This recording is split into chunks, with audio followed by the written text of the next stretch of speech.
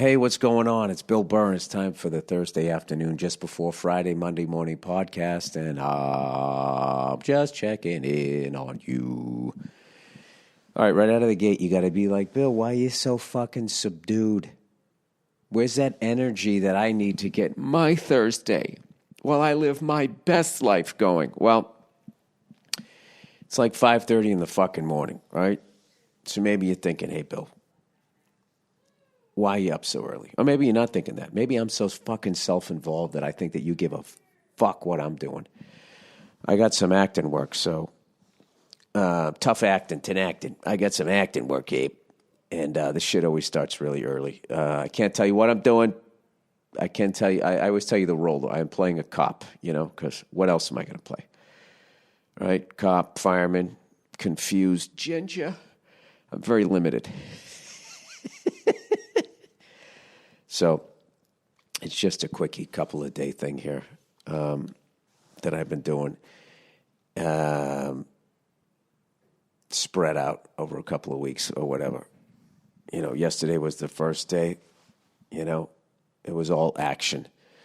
Chasing this fucking guy down this goddamn alley. They had me running like fucking T.J. Hooker. You guys ever watch T.J. Hooker? I don't think in the history of television there's ever been a fucking actor of a certain age that ran further distances in an episode of television. He has that record and overall on the series than William Shatner when he was on T.J. Hooker. They used to have this poor guy, and he was like in his 50s, I think, when he did T.J. Hooker, right? They used to have this guy start like 50 yards away. I know I've talked about this before, and they would show him, and he would have to run all the way to the camera. And just when you thought that was done, then they did the reverse shot, and he ran another 50 yards.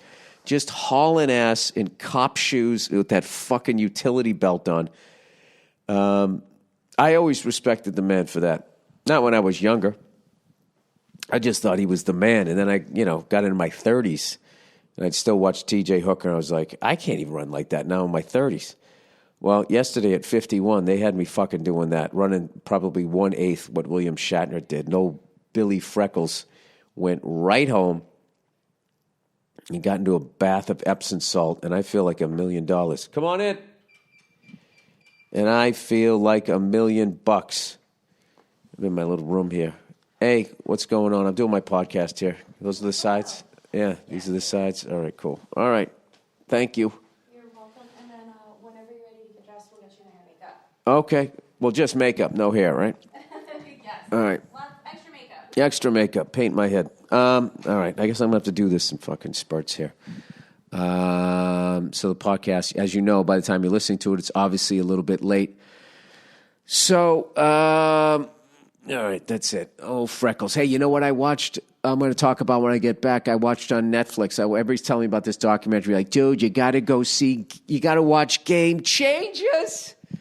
All right, now Game Changers, just to let you know, it's about game-changing athletes in their respective sports, and it's about changing your diet. So this is yet another thing claiming, the vegan, whatever way is ready. I already hear a bunch of guys like, oh, give me a fucking break. You're gonna be on that fairy diet, eating salads. Just watch it. See what you think. I don't fucking know. I have no idea, but they're trying to claim, these people are trying to claim that that as far as, they say, how my whole life, they said, if you want a complete protein, you got to eat an animal. Something has to die if you want a complete protein, all right? If you're me, that's a cow or a chicken. If you're Jeffrey Dahmer, it's some sort of street kid, all right? Now, everybody gets their protein from a different place, but this thing is trying to claim that animals are just the fucking middleman. How do these cops put their fucking stupid-ass boots on every goddamn day? No wonder they're in such a bad mood. Fucking slapping around housewives for running a red light. Anyway, so they're trying to claim that, all you're eating is that the animal is the middleman, that the animal got its protein from the plants and shit that it was eating. I don't fucking know. So I watched this shit, And I'm seeing all these absolutely shredded, jacked people. I'm like, wow, man, these people eat vegetarian? Wow. And they're showing what happens to your blood and all that stuff. So I watched this whole fucking thing. And in the end, what do? I got to cross-check it, right? So I fucking go on the internet, and second I bring it up, all these doctors, here's what that documentary missed. It's like, you know what? Go fuck yourself, okay? I just hope in my lifetime I know, is an egg good for me or is it bad for me? Because when I was a kid, it was good. Then it became bad. Then you had to eat the fucking egg whites, right? Then it became good again, and now it's becoming bad again, and then they're sort of like, I think all these fucking food cunts out there, whatever the fuck they're selling, they're telling you that that's what the fuck you want to eat, and then they shit all over something else.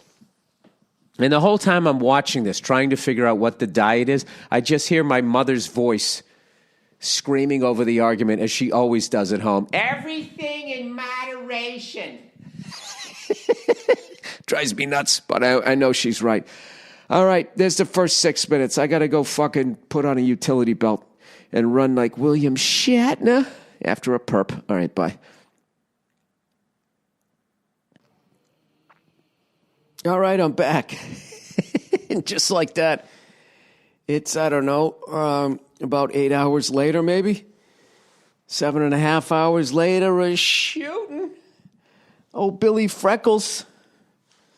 Easy today. No running. No running today for Freckles. Little interrogation room.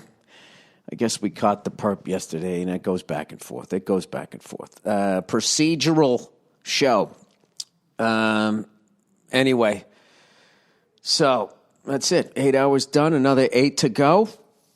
4 hours sleep, and then I got my last day on this fucking thing. That's how it works. All right? For all you kiddos out there. Dreaming of getting acting work. That's how it works. 16, 14, 6, 12, 14, 16, something like that. One of those even numbers each day. And then, and then you go home, and then you come back, and then you do it again. And then you're like, what the fuck? And then you just do it, and then it's over. And then you're kind of sad, like, I was kind of, getting to know those people. And the whole fucking thing ends. I tell you what's going to end this Sunday. Two things are going to end. Okay, the NFL football season and the hopes and dreams of the fans of who's he going with? Kansas City Chiefs. I don't think you guys got a shot in hell to win on Sunday. I just don't. I think that defense is going to shut you the fuck down, and then their offense will eventually wear you down. I think that's what's going to happen. Garoppolo showed signs of capabilities there. Then he got hurt. I don't know what's going on, but, we'll see. I don't think you guys are going to fucking win, and I've been betting against you. All right? And I'm a Patriots fan. So not only in this one season would you get to see the Patriots lose, you'd also get to see the Kansas City Chiefs win, and then I would lose a couple $100 betting against you. I'm not rooting against people of Kansas City. I'll be happy as hell if you win the fucking thing. I just don't think you're gonna. That's all. I gotta shut my fucking cell phone off here. I love somebody. Sorry to bug you. Well, then don't. What the fuck? Anyway, Plow Inc. ahead. I just think that Sherman's going to shut down that side of the field. I don't know how it works. I'm not a defensive coordinator, but I would think that they would put him on whatever his fucking Kendrick Hill. What the hell's his name? Tyreek Hill, whatever the hell his name is. Number 10. I think he's going to shut him down. And then I think that lunatic who pretends like he's waving the flag to get back to the guy who wears too much eyeshadow on the Browns. I think he's going to be a fucking problem. I just think their defense is going to be a fucking problem. Okay? Their defense is going to be a problem, and Kansas City's defense is a problem. So then what happens is then San Francisco's offense stays on the field. All right? And they get themselves into a rhythm. Bump, don't get down, the bump, whatever the fuck they're going to. And eventually Kansas City's going to break. Their defense is going to break, and they're going to start scoring, and somewhere around, I don't know, I don't know. I think the beginning of the fourth quarter, they start to run downhill a little bit. But never underestimate the fact that I am a firm believer that it is against the rules for one team to go up by more than 2 scores. Or at the very least, they change the game enough where that is practically impossible with 2 evenly matched up teams. Like back in the day, I mean, there was the Super Bowl was like a blowout for like a decade in a row. Well, when was that, Bill? All right, I'll tell you. Let's start with the Steelers. Like the Steelers-Cowboys, 78 was a great fucking game.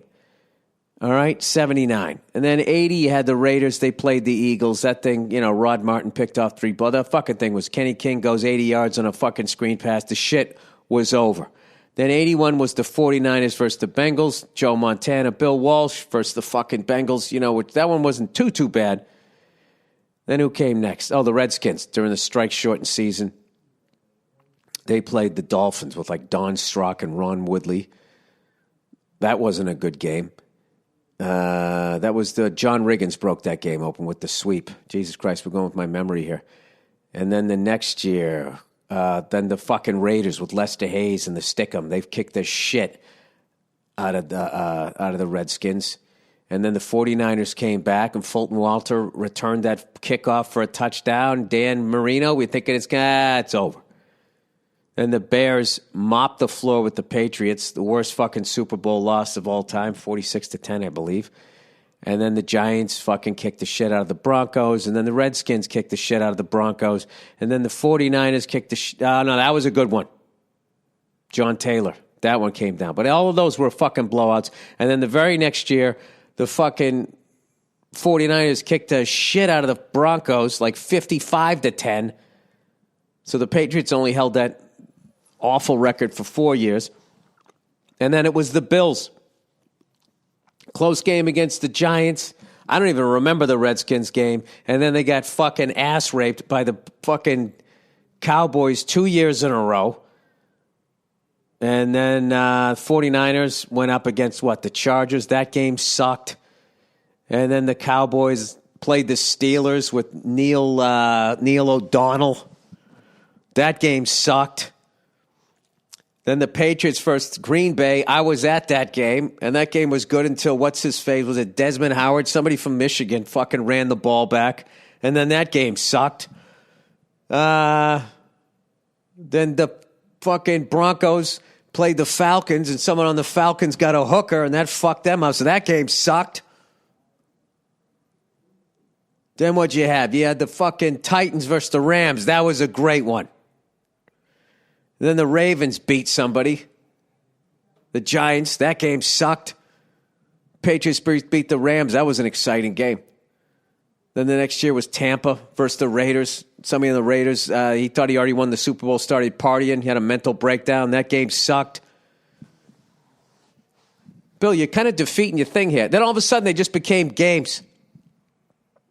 Right? 99, 2000, those were great games. And then 99, 2001, 2003, 2004. The Steelers won when they played the fucking Seahawks. That one sucked.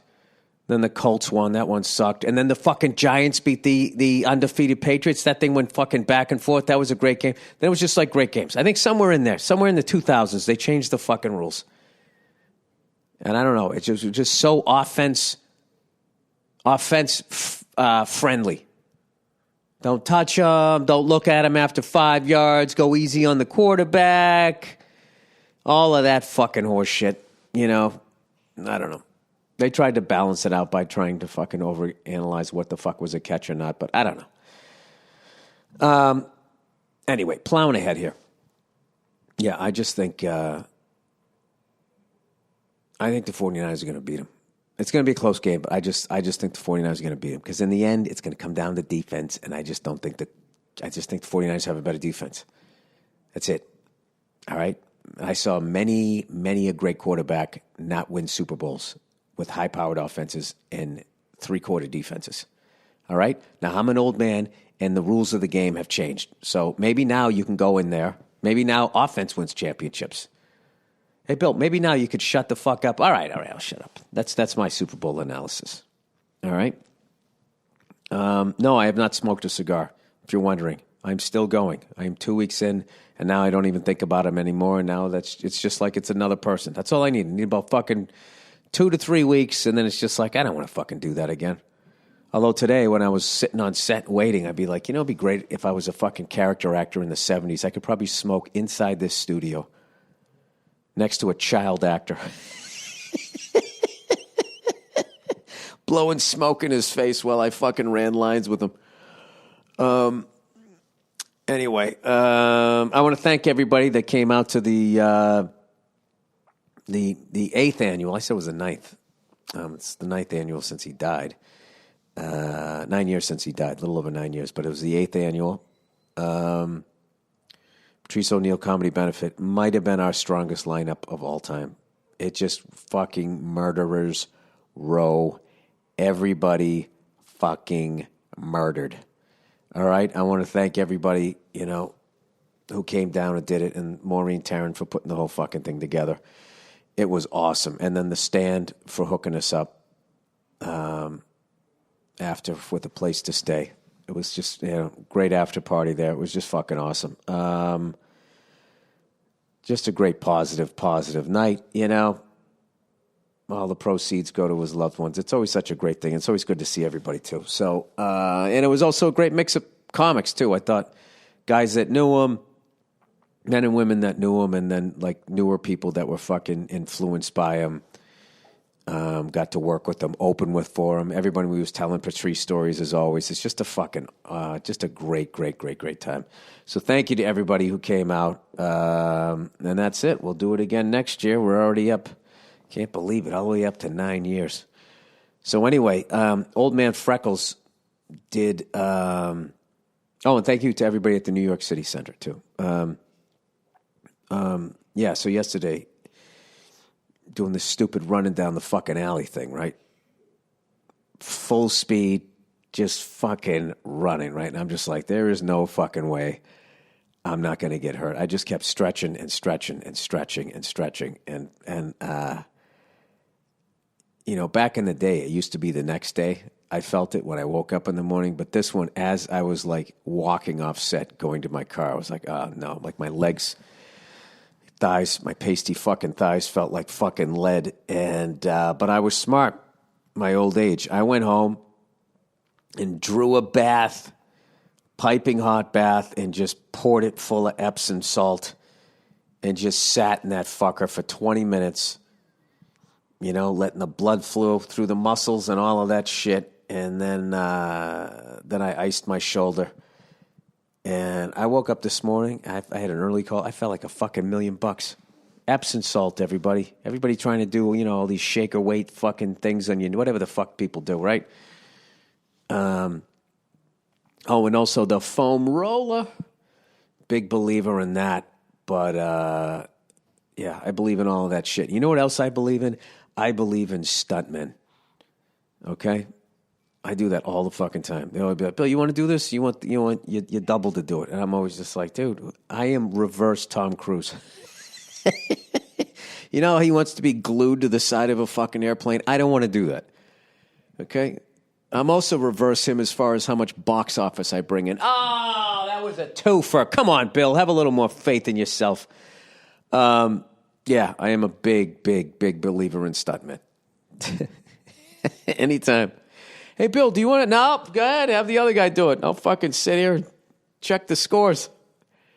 Fucking going out there, hurting myself, pretending to do something. Why would I do that? There's a job for that. It's called the stuntman. You can fucking do it, man. I got no fucking business doing that shit. All right. When I was younger, 30 years ago, 25 years ago, maybe. But even then, I can't even tell you how many times I've gotten fucking hurt doing shit. I remember a long time ago, I'm not going to say the show, but we were doing a sketch, and there was a big fight scene, and they didn't even choreograph this shit out. It was the first time I fucked up my shoulder. We fucking did, bang, bang, bang, bang, came in, I go down on the ground, and then my buddy was getting knocked out, and he was falling down, and for some dumb reason, I just reached up to catch him with my arm, just put it straight up like that, and I don't know what the fuck I did, but it was the back of my my shoulder blade. That's one of your fucking, is it rotor cuff or rotator? Rotor's the brake, right? The thing that the brake pads squeeze on. Rotator cuff? Rotatory cuff? I don't know what it was, but it fucking hurt like hell. But I was young, and I went, and it was the first time I've had a dude give me a massage, and I was uncomfortable for 5 seconds until he started doing what he was doing, and then I was so focused on the pain, it didn't matter. And he was like going, I'm going to do this thing that separates the muscle from the bone. And I'm like, how does it reattach there?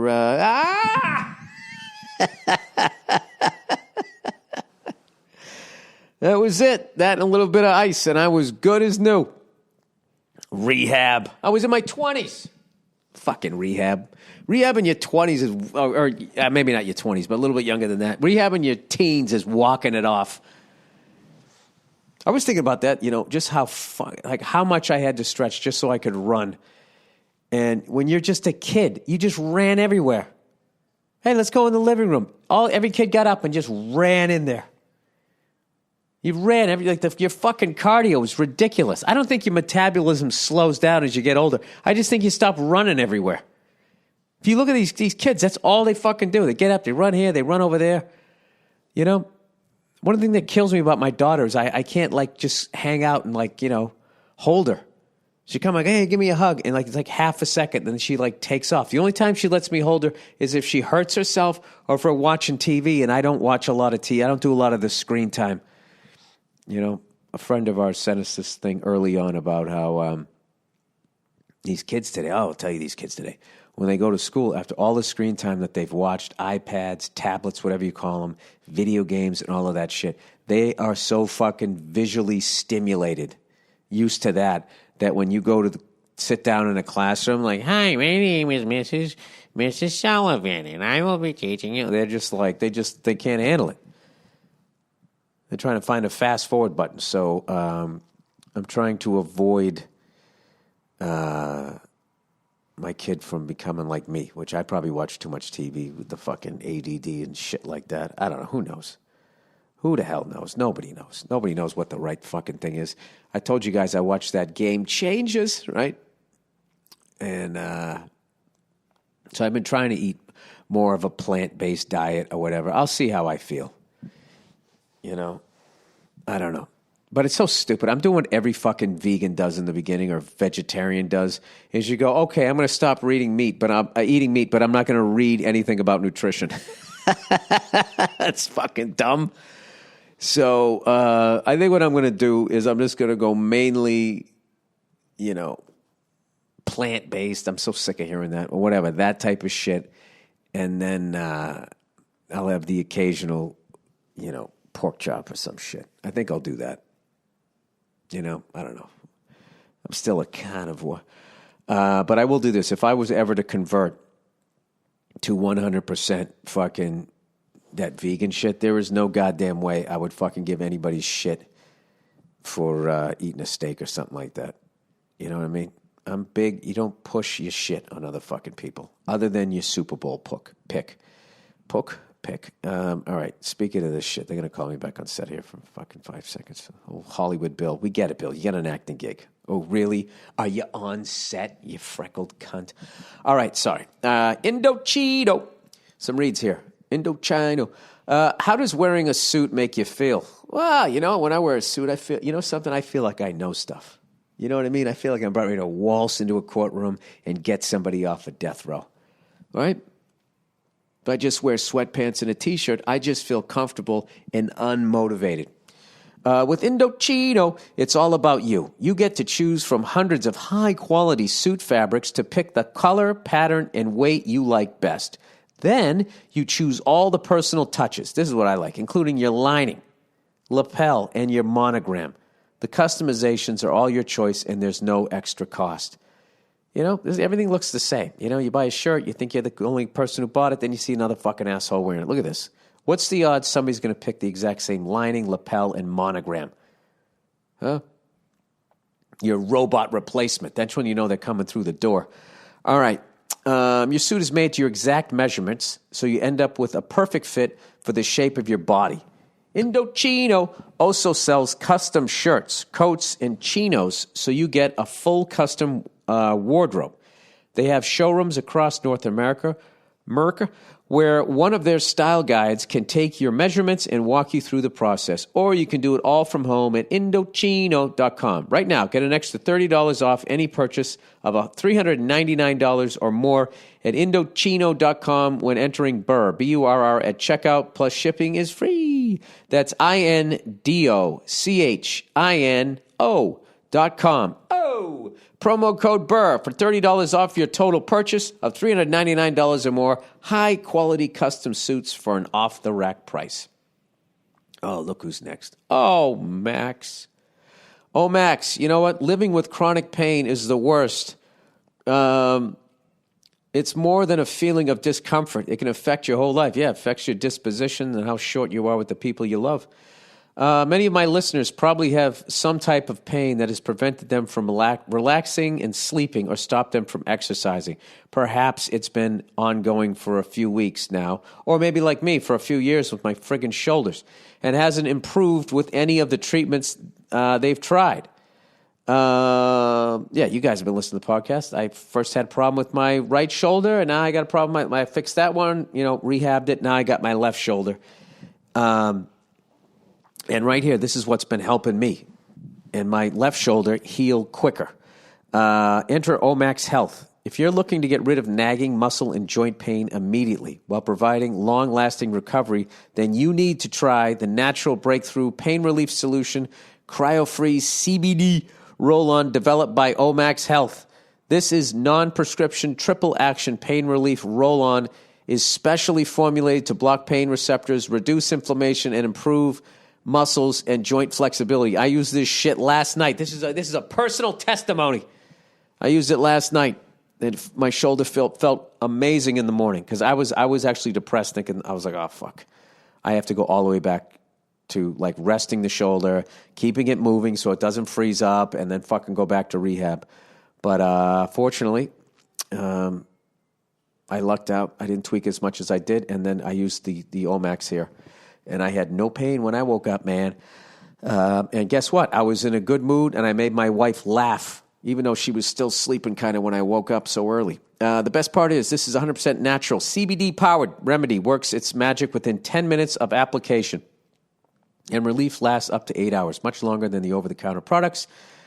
Omax Health is offering my listeners 20% off a full bottle of CryoFreeze CBD pain relief roll-on plus free shipping. I'm telling you, this shit actually works. Believe it or not, and it's super easy. It's a roll-on. Wherever it hurts, you roll it on, you're good. This discount also applies towards any product site-wide. Just go to omaxhealth.com, O-M-A-X health.com today and enter the code Burr, B-U-R-R. That is omaxhealth.com, and enter code Burr to get 20% off CryoFreeze and site-wide. And go look at the product reviews. They've got 95% five-star reviews. I give them a 5-star also. Page of customers saying they've tried everything, and Omax CryoFreeze is so good, they are now buying it for their family and their friends. I got a buddy of mine's been riding motorcycles for years. His clutch hand was fucking killing him. He fucking rolls it on. He's all good. Simply roll it over wherever it hurts. Ice out the pain. No messy creams or horrible fragrances like some of the other products. CryoFreeze works within 10 minutes of application, improving physical training, recovery, and performance. So go to omaxhealth.com and enter code Burr to get 20% off CryoFreeze. I'm telling you, the product is the real deal. Go to omaxhealth.com and enter Burr to get 20% off site-wide. All right, there you go. The reads are done.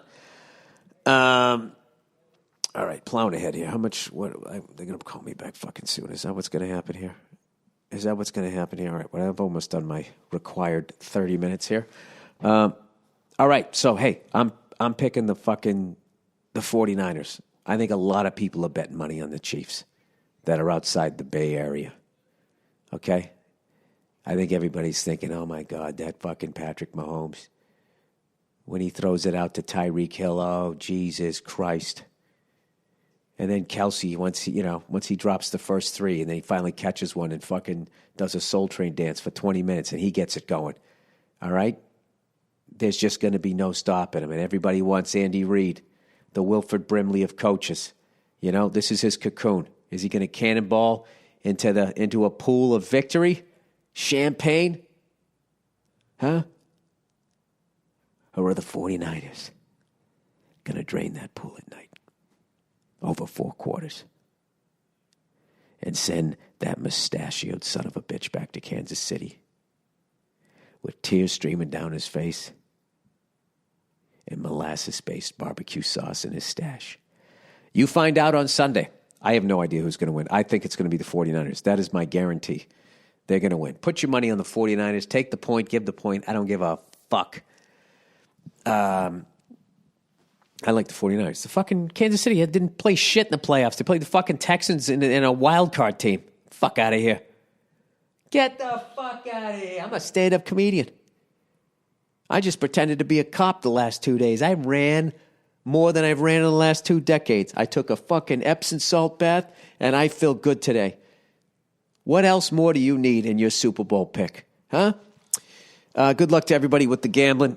Good luck to everybody if you're watching a game with a bunch of broads in the room who don't give a fuck and are talking. And by broads, I also mean fucking guys who don't watch sports. You know, broads, right? And they're going to run their yaps during the game and shut up during the commercial. As always, breaking a little bit of a rule here. I am going to a Super Bowl party.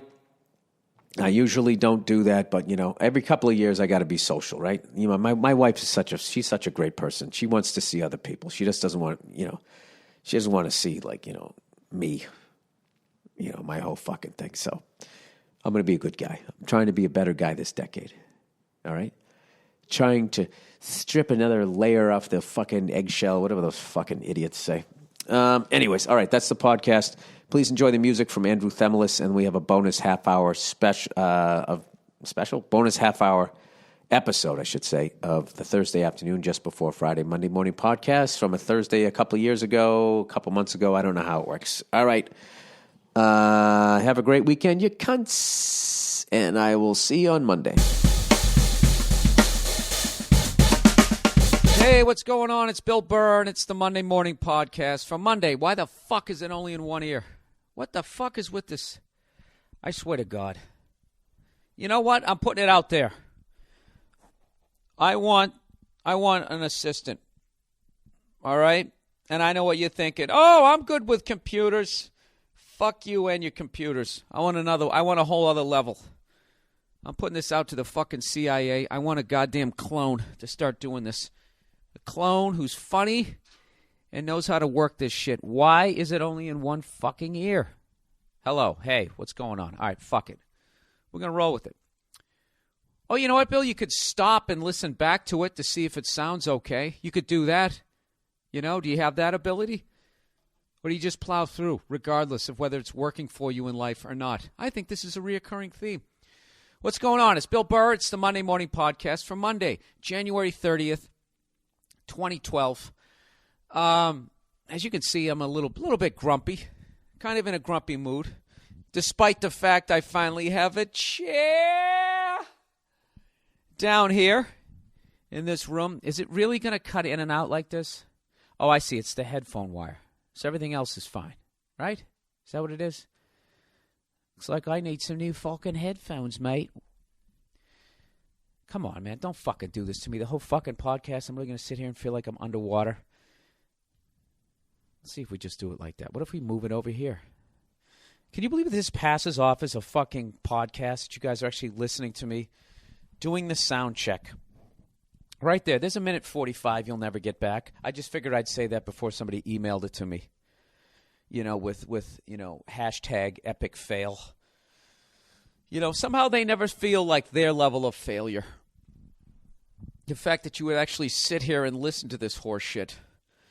Hey, speaking of failure, I actually went onto YouTube, and I know these things. Everybody's seen these a zillion times. You know what I love? I love those compilation, fail videos of 2010, 2011. And I was watching those last night, just laughing my ass off, just having a good time. Were you, Bill? Is there any that you can remember? Not really. A lot of face plants, a lot of people taking it in the nuts. And I'll tell you, I can't believe what it takes to break your fucking neck, because everybody was like doing backflips and then like water skiing on their face, like landing on their face and sliding 3 feet on their face. And you're thinking, there's no way that guy's getting up. And every time they get right back up.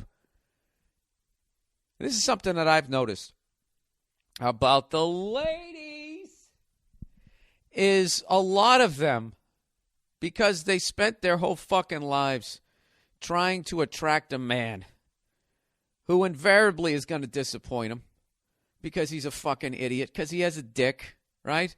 They spend so much time poofing their hair and painting up their goddamn faces, you know, like some kabuki clown getting out of a goddamn Volkswagen, that a lot of them have the coordination of like a 3-year-old.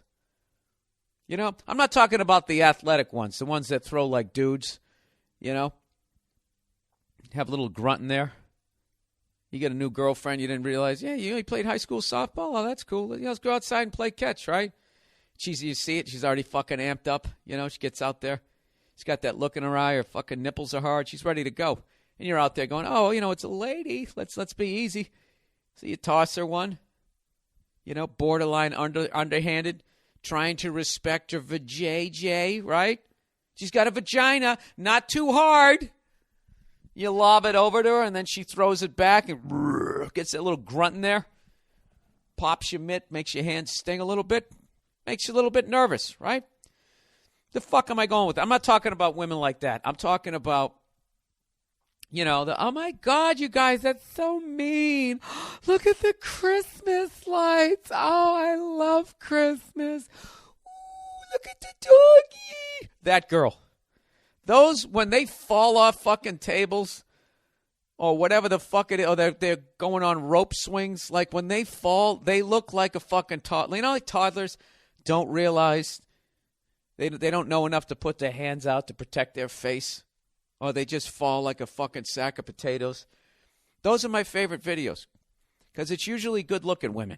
You know, they're good-looking. So they know that all they got to do is just do that kabuki thing.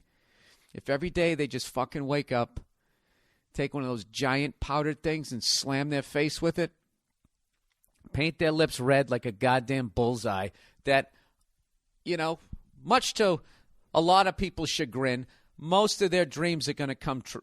They're going to come true. You know? What is with the red lipstick, everybody? I used to think it was because your lips are, you know, sort of a red, but it's a muted red. You know? It's an old school TV red as opposed to the high def HD fucking stick your dick in here red that the lipstick is. You know? I don't know. I'm officially an old bastard. You know, this is when you, and for all you youngsters out there, this is when you're going to know that you're old. First of all, you're going to stutter uncontrollably for no apparent reason.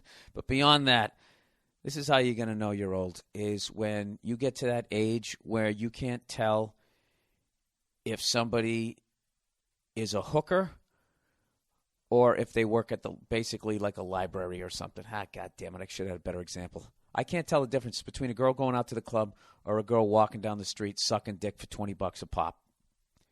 You know?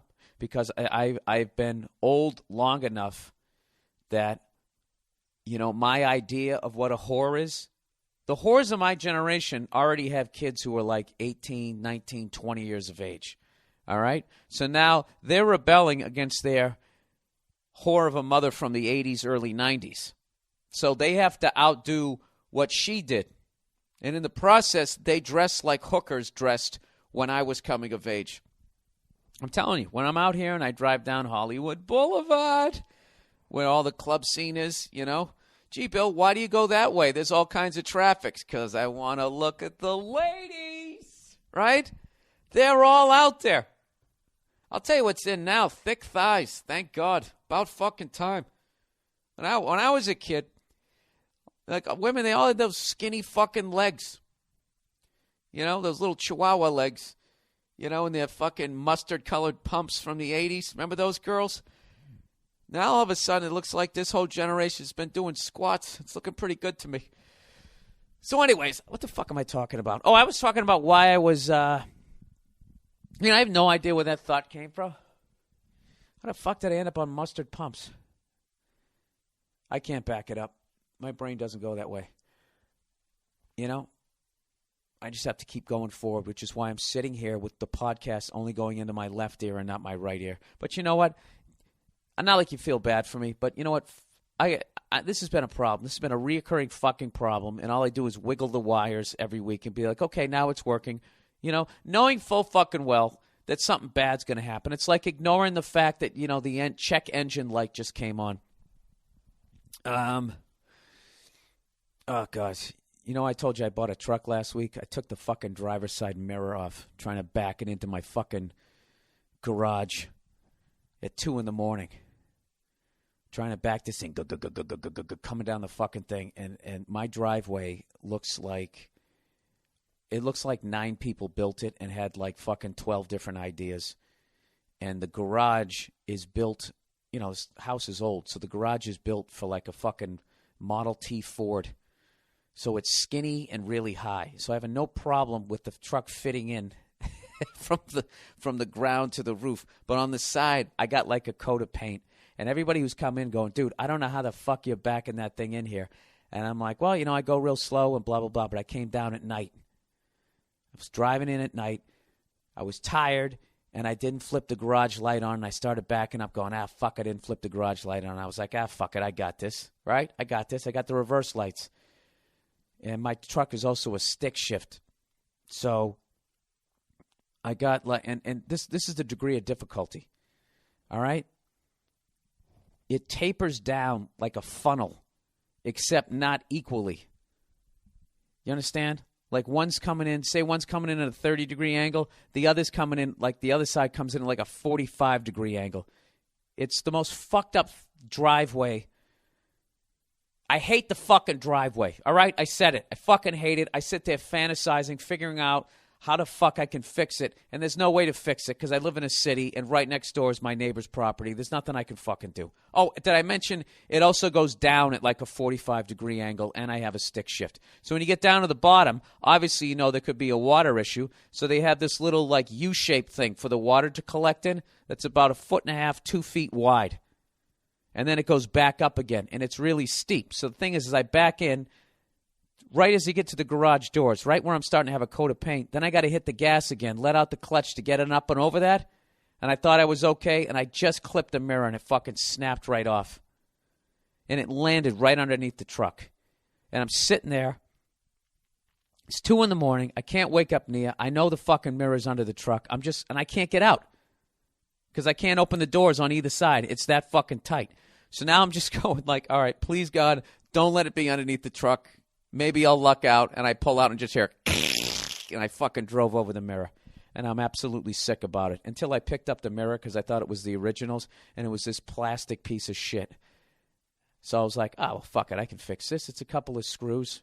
Maybe I can go to a junkyard and get the originals, okay? So something positive came out of it.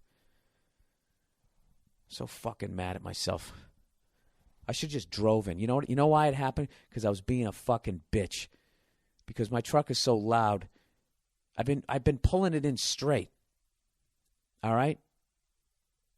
Because it's a pain in the ass to back in. Because I had a couple of moments where I almost fucking took off the mirror. So I've been driving it in straight. But the thing is when I go to back it out, the problem is you know, the engine's a little cold. I sit there. I got to warm it up, blah, blah, blah. And then I got to go up that 45-degree angle, and the thing's going to fucking stall out. So I got to give it a lot of gas. And it's the loudest. It just goes, wah, wah, wah, wah, wah, wah, wah, as I'm going up the fucking back of the driveway, right? Sorry about the phone. And there's always my fucking neighbors peeking out the window with their noses all wrinkled up. So I'm like, all right, I'm the new guy in town. I don't want to piss these fucking people off. You know? So let me back in it, because then, you know, I just feel like I got more control when I'm driving straight out because I can see where the fuck I'm going. You know, when I'm backing that bitch up and I don't want it to stall out, I got to fly up the fucking driveway, but go at a speed that in case somebody's coming down the sidewalk, I don't fucking run them over because my driveway's so steep I can't even fucking see them.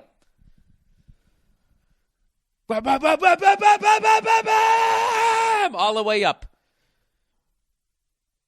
So what? So why do I fucking go to backing in? What the fuck? These fucking motherfuckers. You know what? My goddamn phone never rings. The first week I got it down here to the side. It's going to ring every 5 seconds. So anyway, so the reason why, basically, this is what's killing me as a guy. Because I said, it's a plastic piece of shit fucking mirror. Who gives a fuck? I'm going to somehow find the originals, okay? What's pissing me off is that the reason I have to do this is because I was concerned about what my fucking neighbors thought. I didn't want people to look at me with wrinkled noses at my age. How pathetic is that? Is it illegal to have a loud car? I guess maybe it is. I don't know. I was just trying to be a fucking nice guy. I don't fucking know. It's annoying the hell out of me. I give up. So if anybody knows where to find some F-100 parts for a 68, if you got a good place where I can find something like that, please give me the heads up. All right? I'd love you forever. I want to try to get the original ones that were made out of fucking metal and probably would have taken out my garage doors as opposed to tapping out like that. I was going like half a mile an hour, and the side view mirror just went, oh, and fell off the fucking truck. You know what? I'm glad it fell off. It's not fucking manly enough to be on that bitch. There you go. And expose the one on the other side, too. Ah, Christ, I'm sick. Anyways, so I'm in a grumpy-ass mood already. And you know why? Because I actually got up at like 5 in the morning to call in the wonderful Opie and Anthony program. I had to call them up because I got some gigs coming up in Jersey. That's what it is. So I went on there. And it only should have been like a 10-minute phone call, but I was having so much fun. I stayed on for like an hour and a half. So I was up from 5 a.m. my time to 6:30, and then went back to bed. I don't know. I'm a mess this week, so I don't even know, I don't know what the fuck I'm talking about. We decided to have a fucking party for a new place. You think that was my idea? Do you think it was my idea to have a bunch of strangers come into the fucking house? I'll have people over. That's what I do. Hey, you want to come over and watch the game? 9 people that I know, right? Have all your fucking phone numbers. Nia is a more open person. So she's like, let's have a party. Right? So she goes, invite your friends. So I'm all right. So, I got, I'm a guy. I don't have a bunch of friends. Okay? I got 6 good friends, 4 that I could really trust. It's about it. At least out here. Then over here, Nia talking to her mom about all excited about the party. And she's like, yeah, I sent it out on Facebook. And I was just like, oh, my God, did I just invite 110 people? And my heart literally sank going, please tell me you didn't just invite 110 fucking people. She's like, don't worry, they're not all going to show up. It's like, yeah, but like a third will.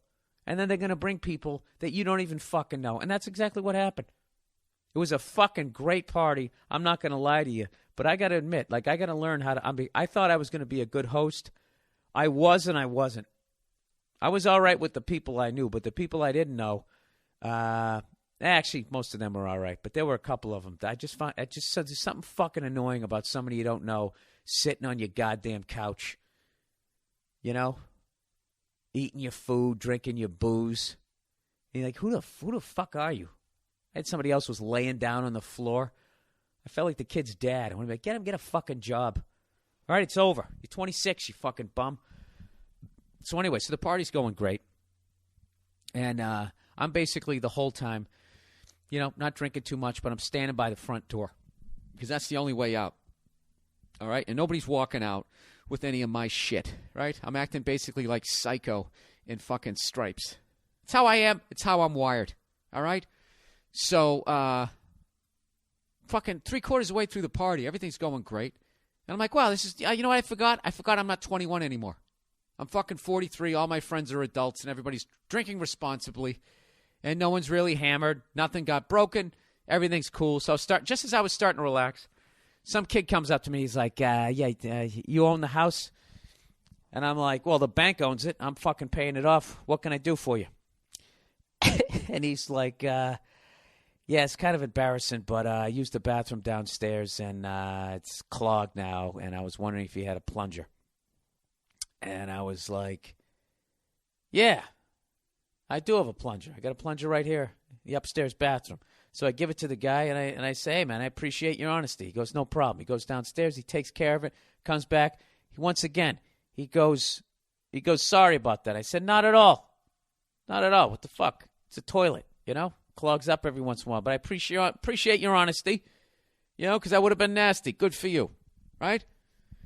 So, another couple hours goes by, the party ends, and there's like one straggler left, and I tell the story to Nee. I'm like, you know, what a good guy. What a good shit. No pun intended. You know, he could have left it in there, and then the party, I come walking in, my fucking bathroom looks like a goddamn Port Authority bus station toilet, you know? So I was psyched.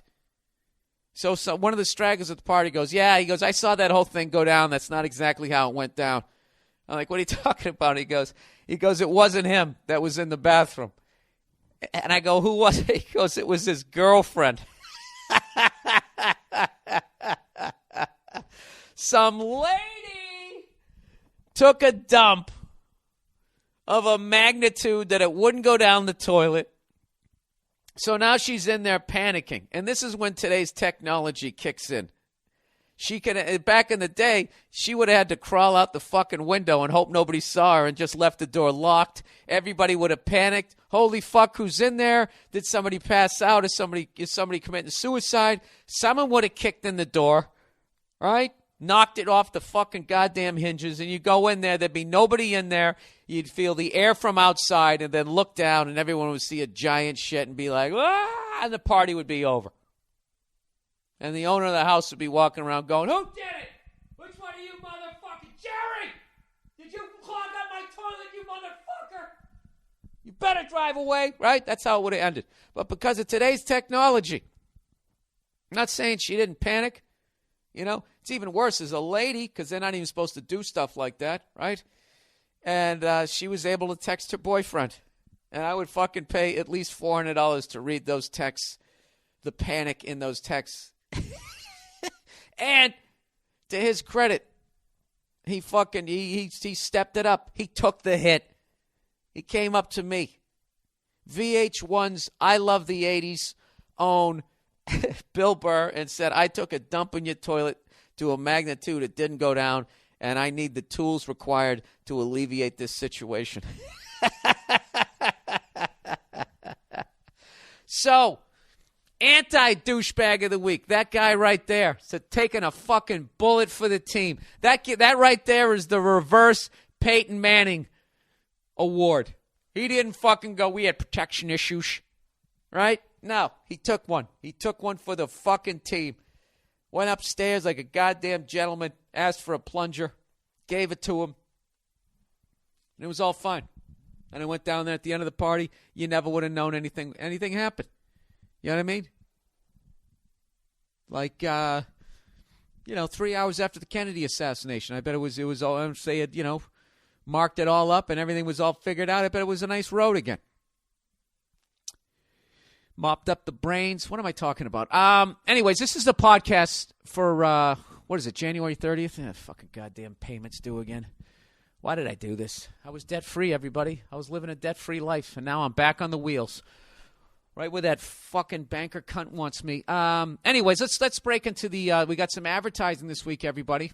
As always, on the Monday Morning Podcast, if you're going to buy anything off Amazon.com this week, just go to BillBurr.com, click on the podcast, and you'll see the window on the right-hand side underneath the iTunes banner, and just click on that. If you go to Amazon.com through BillBurr.com on the podcast page, I will get credit for driving traffic there. It's a great way to contribute to the podcast, and 10% of all proceeds will go to the Wounded Warriors Project. And, we're doing all right off of that, so I want to thank all you guys. And I was actually talking to my advertising guy, about all of this, and I'm going, you have to fucking let me know, all the numbers and all that type of shit, because I'm not going to be one of these fucking guys that gets busted on one of those investigative reporting shows. And he said it was going to the Wounded Warriors Project. 10%. Turns out it was only 2%. Then I'm fucking standing there all sweating. Well, I drink a lot, and I was trying. I don't want to be that guy, so I'm going to make sure every last goddamn dime. I might even fucking go 11%.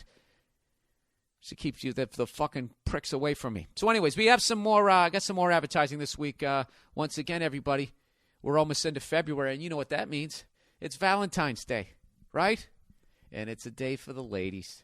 Despite the fact you're both in the relationship, only the guy is, for some reason, has to buy the woman something. For the life of me, I can't figure it out. It has got to annoy you on some level as a guy, right? Like, the whole thing is just like, oh, you should just be happy. Why don't you celebrate that you're with me? Isn't there supposed to be some sort of guy date around here, like Sadie Hawkins Day? Isn't there one day where they should go out and get you some flowers and a fucking 12-pack? Something?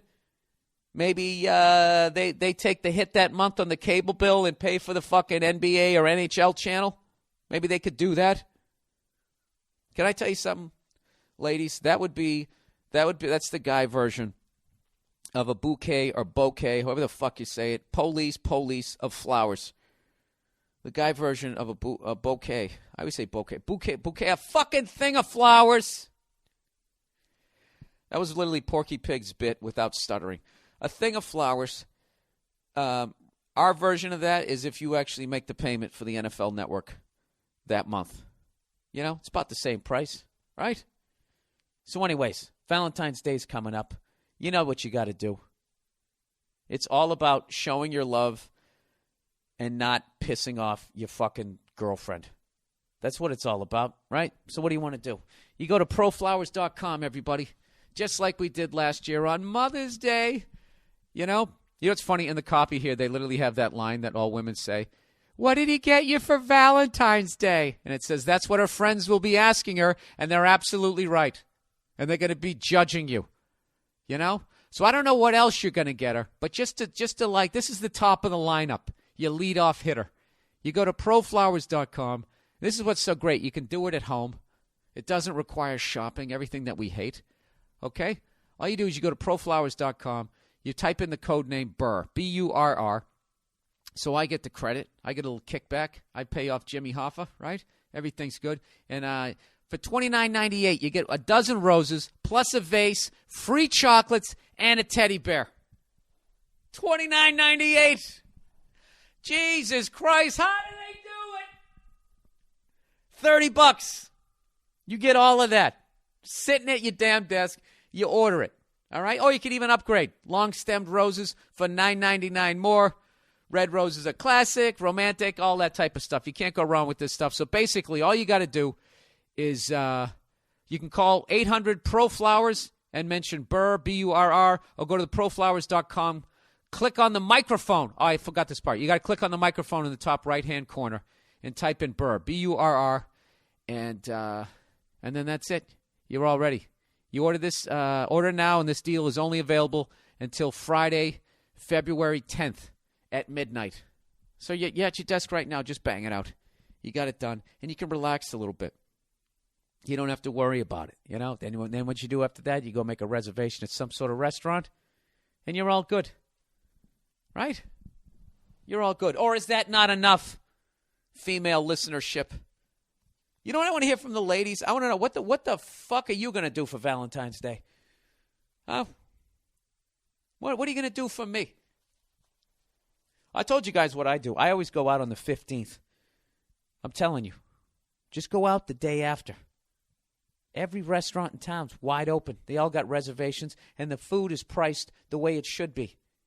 It's a good deal, just like proflowers.com. How'd you like that? Tied them both together. And I believe every goddamn word of this shit. That's the best part. Go out on the 15th. Go out on the 13th. Don't go out on the 14th. That's like going down to Walmart the day after Thanksgiving. Why would you do it? Face pressed up against the glass. You know, at very least, you're going to get your shoulder dislocated, right? Oh, my God. That is the worst night you could ever go out as a man with your woman. Okay? Already so many relationships are going to end. So many women are going to be expecting rings and not get them. And on top of all that, they're all going to be all fucking competitive, looking at other couples, looking at the other women, seeing what they're wearing. Oh, my God, I feel fat. Look at that bitch over there. Are you looking at her? You don't need it. You don't need it. Go out on the 15th. All right? Like a goddamn lady and a gentleman. You sit down. You pay the price that it should be. And, you know. Dude, you go out on the 15th to a nice fucking restaurant, even one of these celebrity chefs, I swear to God, 3/4 through the meal, the chef's going to come out, and he'll come out to your table. He's got nothing to do. He made all his money. He's in a great mood. He's fucking getting drunk. He's standing there in his Food Network clogs, right? I don't know. I don't know what you guys want from me. Oh, hey, let's talk Super Bowl. Super Bowl. It's coming up. It's coming up this week, and I got a question for all my listeners. Why the hell are the Patriots favorites? Can anybody explain that to me? The Giants should be the favorites. They should be carrying that pressure. Why are my Patriots carrying that pressure? We played the Giants this year, and they beat us. Right? How did we get to the Super Bowl? We played a Jesus freak with a high school offense, beat him 45-10, right? Because he couldn't walk on the water. And the next week, can you say we won that game? We didn't. They got fucked on a call, and then they missed the 32-yarder. And next thing you know, we're in the Super Bowl. Now, I understand you need luck to win a championship as much as you need skill, but come on. All right? Meanwhile, the Giants beat Green Bay in Green Bay. They beat San Francisco in San Francisco. I mean, come on. And they already beat us. How are we 2.5 3-point favors? I don't, for the life of me, I don't understand it. I want to be the underdog. If we're the underdog, I feel like we can win. That's my thing this year. That's my gut feeling. If we're the underdog, we're going to win it. If we're the favorite, we're going to lose. I don't know why. I don't even know why I feel that, but I really, I can't get a feeling for this game. I really can't. Every time I think the Patriots are going to win, I just keep picturing Tom Brady standing on the sidelines in the beginning of the fourth quarter, just shaking his head like, when am I going to get the fucking ball back? Can somebody please tackle Brandon Jacobs? Is that his fucking name? That goddamn refrigerator with the helmet? You know? That's the funny thing. They used to call that one guy Refrigerator Perry. He looked like beanbag, like a beanbag. He didn't look like a fucking refrigerator. Why did I say beanbag twice? I was kidding who. I'm fucking nervous. I don't want to lose to the goddamn Giants again. And they're a better fucking team all the way around other than at the quarterback position. But even then, that's close enough, I think, because Eli plays his best in the biggest games. And once again, this is going to be like, it's setting up to be an upset when the better team is actually an underdog. It's fucking bullshit. We should be the underdog. I want to be the underdog. That's what I want. Let us be the underdog, and Tom Brady will get extra fucking mad. And hopefully, despite the fact that he might spend half the game on his back, he'll be able to just will us to a goddamn victory. All right, so that's my feeling. I have no confidence whatsoever. I'm not talking any shit. And if we win next week, I'm not talking any shit. I'm not talking any because that's how I do it. If I feel confident and I talk shit and it happens, that's when I talk shit. But I have zero fucking confidence in this game. As far as I look at it on paper, I just think they're the better team. They got a way better defense. I talked about all this shit last week. Hang on. What's up? The lovely Nia, everybody. Who gave me the chair down here? No, I'm not done. You have a question? Okay. All right. Well, I'll talk to you in a minute. Okay. Please leave my sanctum here, my podcasting sanctum. Goodbye. All right, that's it. Let's get on with the podcast. This is the Monday Morning Podcast, everybody. I hope you're having a lovely Monday. I hope you're enjoying the Monday that you're having. You know, did anybody watch the Pro Bowl? Don't tell me what happened. I taped it. Worst fucking All-Star game ever. It was already like a letdown because no one's going to try hard because they play tackle football, right? You know, the NHL All-Star Game, they don't check each other. They're just out there. They're having a good time. They're having a laugh, as Ricky Gervais says. NBA, they're just throwing alley-oops. Nobody's playing defense, right? Nobody's wearing a cup. Their fucking dicks hanging out of their short. They don't give a fuck, right? And then baseball. Baseball, you know, there's no brushback pitches. Probably the pitcher has it the worst because they got to go out there and actually try so they don't get shown up. But everybody else is just having a good fucking time. But in the football, they I don't know. You still got to tackle each other. So now they put it right before the Super Bowl, so no one who's playing in the Super Bowl is going to be there. I don't know. I don't fucking like it. But I got to tell you guys this. I saw one of the most brutal sports I've seen in my life. The Lingerie Football League. Has anybody seen that? And first of all, with all the bitching that women do, I don't know who the chauvinistic genius was that got this shit on the air. But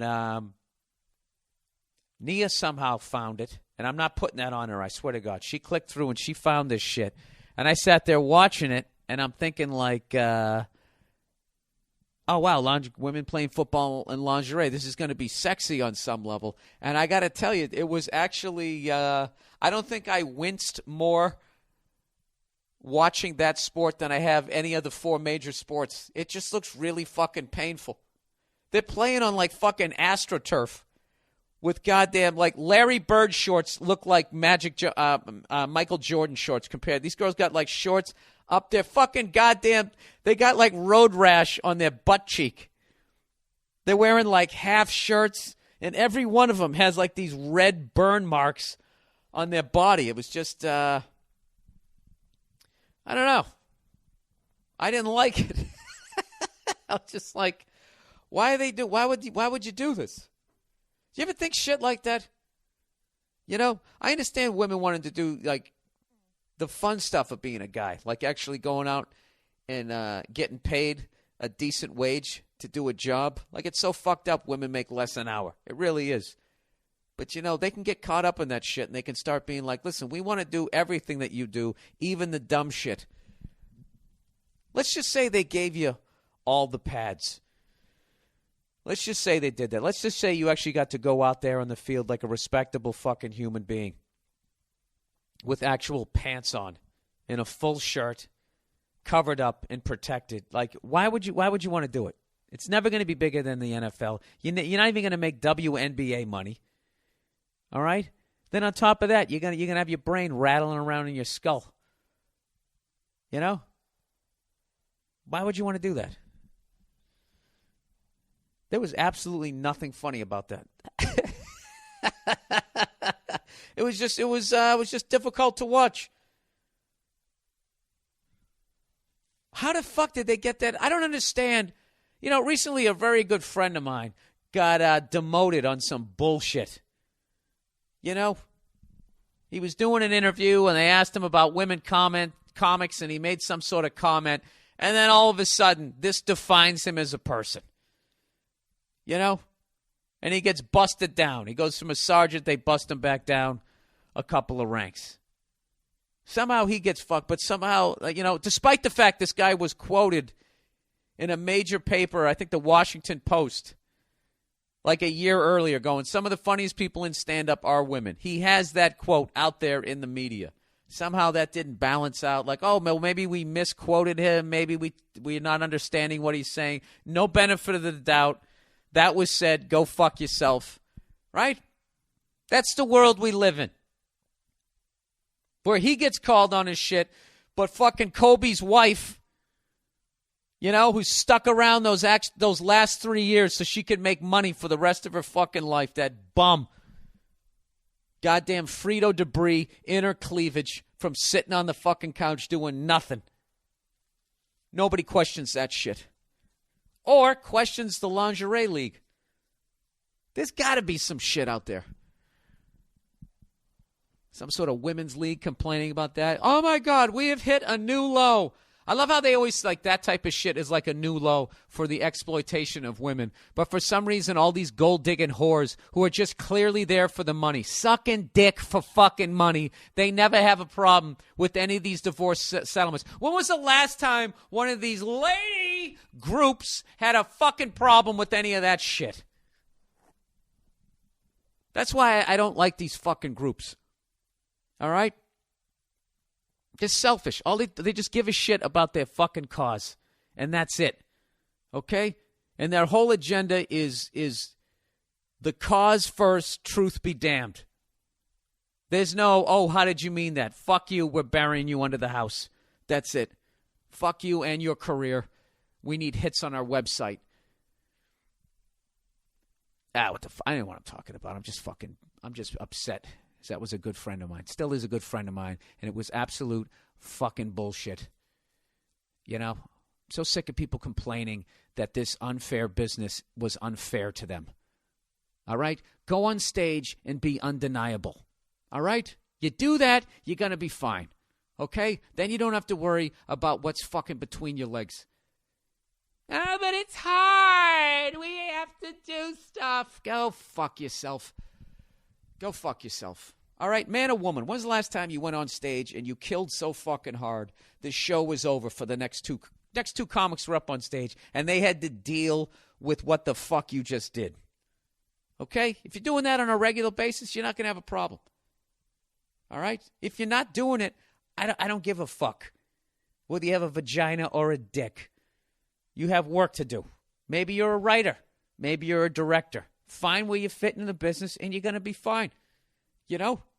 Do you think the fucking Hollywood is banging down the door to fucking book a balding redhead in his 40s? You think I don't have... You think I don't have my challenges? Look at me. 20 years in the business. I'm sitting in a room by myself talking to myself for a fucking hour. Where's my group? Where's my website? Where's all those fucking people going to be outraged for the plight of the balding redhead? I can tell you right now, it doesn't exist. So go fuck yourself. I don't have any fucking sympathy. I don't. I'm done with it. I don't believe in handouts. It doesn't help the person. It helps him for a week. That's it. It's like that story about the guy who gave the person a fish or taught him how to fish, right? Give a man a fish. He says, hey, thanks a lot. Teach a man to fish. And he's like, I don't want to. It's hard. I have a vagina. You know? Ladies, let me ask you a question. How easy do we have to make it to the point where you feel it's fair? That's my big fucking question. How far up, how much further up do you get to tee off on the golf course and still write down the same score as if you are as good as the fucking poor bastard 30 yards behind you? It's fucking unreal. You go golfing with the goddamn woman. It's like every hole you go onto, it's like you took a personal foul on the last play that'll be added on to the kickoff, right? It's just, you know, the genius of women is they're fucking organized. Guys, we're not organized. That's what the problem is. Okay? And ever since we've been back in the day when, you know, you could fucking boot them in the ass right in public, no one would do a fucking thing. They got organized and they put a stop to that shit. And we've just been going, all right, for fucking 100 years. And now we're in this fucking situation that no job having bum ass women can be worth $70 million. And no one even bats an eye at it. You know? This is when I'm going to start having sympathy for women and their goddamn plight in the world, is when you have the fucking common decency to tee off from where the fuck I tee off. Okay? You want it to be equal? Back it up 30 there, sweetheart.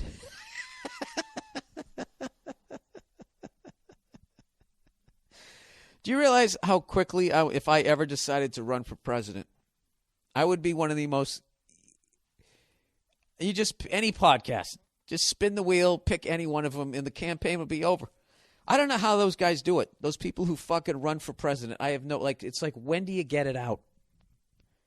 You know? And I'm not even talking like man-woman shit. I'm just talking about the bullshit.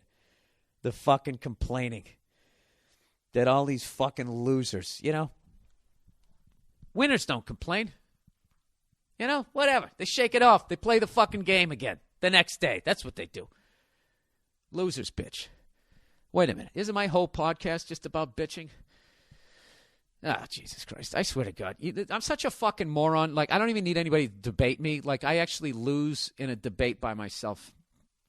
Pathetic. And with that, one last piece of advertising. I don't even know how to space these things out. I have a new advertising this week. We're going to take a commercial break, everybody. I got to have, like, music beds underneath this thing. At some point, I have to be a little more professional. We have new advertisers this week. The Monday Morning Podcast would like to welcome Stamps.com. I brought this up a few weeks ago about, you know, going down to the post office. You stand in those unbelievably long lines, right? And you know me. I'm all about that. I will stand in the line at the grocery store rather than using those automated machines. I will do that. And you know why that is? But I don't like doing it at the post office because there's a bunch of grumpy people working there, and you stand in the whole damn line, and about right as you get up there going, oh, my God, I'm next. They put up that little sign, next window, please, and then they sit down and they eat their sandwich in full view. So then what do? You walk over to the damn automated machine? All right.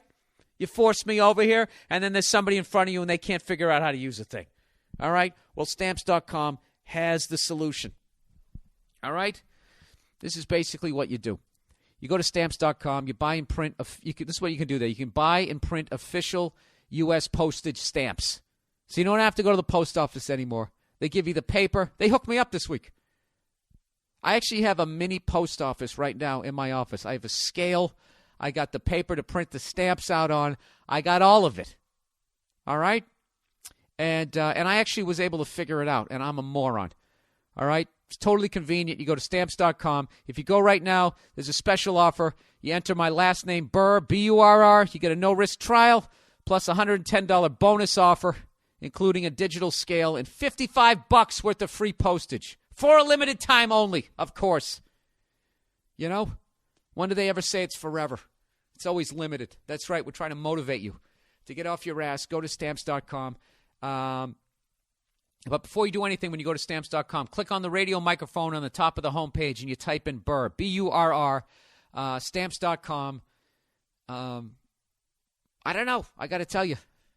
I actually, I can't do advertising on this podcast unless I actually use the stuff, because then I'll just feel like a total phony. And I actually, I had them send me the scale. I did the whole thing. I sent a package out to my brother. Ran the whole thing off, and I got to admit, it was actually, it was a good damn time. So, that's it. I know, I'm going against everything that I've said about these automated machines. In post office, I don't know, maybe do I have exceptions? Is that what it is? Am I being a sellout right now? I don't think I am. I draw the line if you're a dick. If I go down to the post office and you're a dick to me, you know? Oh, you know what I did like is you actually had the option to buy all kinds of different stamps, because that's what I hate about the automated machine down at the post office. You kind of can only buy those American flag ones, as far as I know.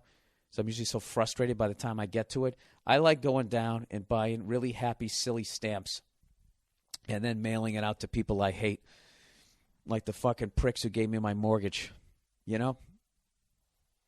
This goddamn scam.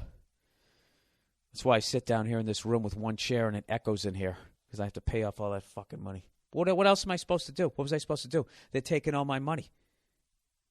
You know, you can't just sit on the sidelines. You just can't do it. You have to participate. Or else they just come by, they turn you upside down, they shake all the fucking money out of your pockets. Because I'll tell you right now, I've had it with the stock market. You can go fuck yourself, stock market. I'm not doing it anymore. Stock market is the biggest goddamn scam ever. It's for the fucking rich. And they all get together next to a pool. You know what? Let's just rip the rug out from underneath it in 3 weeks, okay? So everybody, attention. Sell all your shit. Sell all of it. We're yanking the rug out on Thursday. No, next Thursday. Next Thursday, Rupert. Next Thursday, we're doing it. Right? Then they yank it all out. All the regular guys fall to the pavement, splat on the ground, and then those rich pricks come back, and then they buy low. They've been doing it every 4 years since this bullshit started. You put your money in, and you can't get it out. I can't get my money out. Oh, I can get it out. They're just going to take most of it. They're going to give me a penalty for taking it out early. I swear to God, all the money I have in the stock market, I don't even think about it anymore. It's like, it's gone. There's nothing I could do. It's just, I don't know. I want to buy stuff that I can touch from here on out. That's what it is. I'm going to buy precious metals. I'm going to buy a goddamn avocado tree, you know? That's what I want, because it's not like someday I just walk outside and the fucking tree's gone, or it's like an eighth of a size that it was. You know, and I got a little Dixie cup of water. Hang in there, Bill. Hang in there. It ought to turn around sometime in the next 8 years. Fuck that. Ah, Christ, I don't know what the fuck I'm talking about. This has been such a weird podcast. I'm never doing a podcast again when I have to wake up at 5 in the morning and then go back asleep again. Do you know what that goddamn Joe DeRosa did? Joe DeRosa hustled me, Opie and Anthony, and Dr. Steve today. You guys should really listen to the replay of the Opie and Anthony show today. Those who are fans of the Uninformed show that I did with Joe DeRosa back in the day, and I am speaking about it in the past tense because, I hate to say this, but Joe, unbeknownst to me, has been cheating on me for the last, 6 months. He's on Bobby Kelly's You Know What, Dude podcast. In typical Joe, he wasn't a man about it. He didn't say, listen, Bill, I've met somebody else. This long-distance relationship thing just isn't working out for me. I thought it would. You'll always have a special place in my heart. He didn't. He just walked his half-Egyptian ass over to the subway and went over to Bobby Kelly. Dude, come on over to my apartment, dude. You know what, dude? And he's been doing that podcast over there. Do you know what I feel about it? I actually feel relief. Like when you break up with that psycho and your fucking buddy starts dating him, and you're like, yeah, that's all you, buddy. It's all you, man. I give it my blessing. Bobby Kelly, I give it my blessing. Good luck with Joe DeRosa. Okay? You know what, Bob? I hope you're listening to this. How much is he already complaining? Has he complained yet that you pick on him too much? Is that what's happening? Does he feel like he's not being respected on the show? Does he want his name in lights on your show? What else? I'm just going to fucking drive a wedge between both those cunts. I'm telling you, And then he's probably doing his little passive-aggressive things where he tries to take more territory, and then you give him shit, and then he says, that's not what I was doing. Oh, Joe, we know all your moves. I'm just fucking around. I just like trashing Joe, and I actually owe that motherfucker $100. I owe that motherfucker $100 because those of you who listen to the Uninformed program, a long time ago, I bet Joe for some reason that he couldn't do 5 good push-ups, and it was the funniest. He actually did them. It was the funniest thing I ever saw. In the first push-up, his arms were shaking in the let's get ready to do my first push-up, and he was so bad he was actually laughing. It was great. And so today, for some reason, that just came back up. And me and Opie bet and Dr. Steve bet him $100 each that he couldn't do 20 push-ups. So I know Joe. Joe doesn't fucking work out. So I'm like, even if he's been doing push-ups, he's going to crap out at 11. And then we were given the option to then do girl push-ups, but he had to go 2-1. So if he had 9 left to get to 20, if he was doing girls push-ups, he'd then have to do 18. And it was going to be hilarious because I was convinced that he was going to conk out doing girl push-ups. Well, unbeknownst to, and he played it great. Go, wait a minute, make it 15, right? Totally hustled us. Like Fast Eddie, right? Unbeknownst to us, he's been working with a trainer. Joe DeRosa. With his fucking pretzel rod arms, his Tin Man barrel chest, fucking hits the deck and just bangs them out. And I'm not there. I can't hear it. So all I hear is Anthony counting them going 1, 2, 3, 4, 5, 6. And once he got to 7, I was like, this motherfucker's, he's been practicing. I lost $100. I lost $100 before the goddamn sun came up out here. I got hustled by Joe DeRosa, and it bugs me.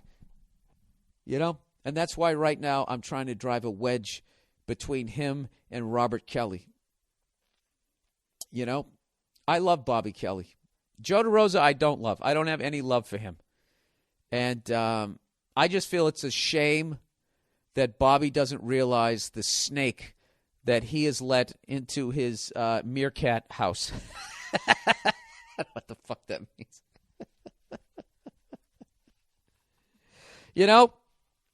I'm telling you, I'm already going to predict this. That relationship, it's gonna end ugly. There is going to be an epic fucking fight on that podcast, and Bobby's going to call me, I'm fucking done, dude. I'm fucking done with that kid, dude. I'm telling you, dude. He doesn't know, dude. He doesn't know, dude. You don't rub my head, dude. There's going to be something. Joe is going to do something. Joe can't help but be fucking annoying. That's what I love about him. This is my over-under is that June of next year. By June of next year. Oh, wait a minute. It'll probably happen sooner than that. They're going to have a couple of epic battles this year, and then by June of next year, Joe's gonna be hitting the bricks again. He's kind of like that David Duchovny character on Californication, except instead of broads, it's podcasts.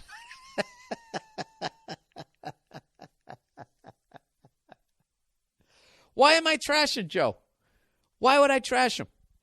You know why? Because it's fun. You know, and the nerve of me to sit here and talk about who has friends or anything as I sit here and do this fucking thing all by myself. All by myself. I'm Ronry. All right, let's get to the advice for this week. Oh, no, wait. I know what I want to talk about internet porn, everybody. Internet porn, which is one of my favorite jokes Joe DeRosa does. And I tell you what it is, but then he can't do it. Anyways, so I've been telling you guys how I've laid off the porn all this year. I had a relapse. I watched a couple this week, and now I got to start over again. I got my one-day chip today. How do you walk away? I don't know how to walk away from it. I can't. I am addicted to internet porn. I can't stay away for more than I think I went almost 30 days. I went about 30 days. All right, here we go. So this guy writes, he goes, "Hey there, Carrot Top. So I heard on your last podcast that you were trying to kick the internet porn because of the crazy shit it took to get you off or whatever. How's that working out for you? Because I have the exact same problem and tried many times to kick that shit." See, this is why I love this email, because I feel like there's a lot of other guys in the same boat. He goes, "Whenever I tell myself, all right, it's not healthy to watch 18-year-olds shoot golf balls out of their ass. Let's calm down. I stay away for a while, but I find myself floating towards that computer like Fred Flintstone when he smells whatever that broad Wilma is cooking. And I'm not even sure if it's a sexual issue," which he spelt with two X's like Nikki Sixx for some reason, a sexual issue, because even when I'm in a relationship, having sex and all that jazz, I don't know why I wrote jazz, I still do it. I still watch internet porn. I could use some tips before I yank my dick off one day. I'm not trained in that field. You know, I have no idea. I think you need to go to some sort of jerking your dick methadone clinic if they have it out there. There's got to be some sort of addicted to porn thing. You know? I would say I have a functional addiction. You know what I mean? Like we equated this to alcohol. Like I drink, but I don't miss work. You know what I mean? I can shut it down. I don't, but if I went by a doctor's prognosis, the amount of drinks I have in a week, I am an alcoholic. I look at the internet porn the same way. They would definitely diagnose me with an addiction, but, whenever I've seen them whenever they've shown people on TV with porn addictions, it's like they literally calling in sick. They lost their job. They're staying home, just rubbing one out all day long downstairs.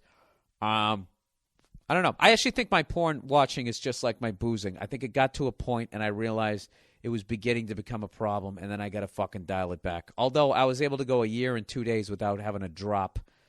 But the porn, I only went 30 days. I went 30 days. So now I got to fucking start over again. So, dude, I have no idea. But I got to tell you, though, it's like anything else. It says it takes 6 weeks to break a bad habit, and I went 4. So now I got to fucking start over again. I don't know. I think it's just like drinking. I'm not going to ever stop doing it 100%, but I'm definitely going to try and keep it in check.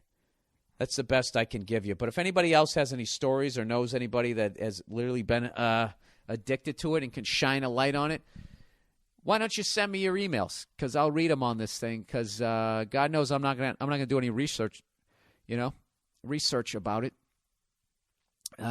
Jesus Christ, is there any momentum left in this? Advice for the week. Hey, dear Bill, I started dating this girl, a junior, and only 2 months ago left in my senior year of college. I totally read that wrong. I started dating this girl, a junior, with only 2 months left in my senior year of college. Stupid, I know. Things were great. She was cute and extremely intelligent. Dude, right there, you hit a fucking triple. I ended up sticking around the area to get my MBA, even though she wasn't the reason I stayed. I would be lying if I said she didn't play a small part. I later found out that she was a manipulative and juvenile bitch. Jesus, what happened? It was all sunshine now. Okay, here we go. Or what the human races like to call a woman. You know, just when I think that I say the most misogynistic shit, you guys always, ignorant me. Wow, that's not even an expression. All right, I think I just took back the title. You out-ignorant me. You out-ignorant me. I just said that, and I wasn't even joking. Anyways, but for some screwed up reason, I stayed with her, basically because she had some depression issues, and I legitimately cared for her. Dude, I can tell you right now, they got depression issues, just walk away. You know, just walk away. The degree of difficulty, it's harder than me fucking trying to back that truck into that Model T Ford fucking garage. Depression issues, and then the amount you're going to have to give. Fuck that. People who have depression should be with other people who have depression. And then they can both lay there on the rug. What's the point? You're sitting there all sunshiny like some dog that wants to go outside and run around, and she's fucking laying there like the world's going to end. You don't need that. Anyways, it got to the point where she would break up with me every other weekend, but then want to get back together within days. I let this go on for quite some time because, like I said, she had depression issues, and to my knowledge, none of us would hook up with anyone else while we were broken up. Bet you can see where this one's going there, Billy boy. Eventually, I found out she had hooked up with other guys. Yeah, on the weekend she broke up with you so she wouldn't feel guilty.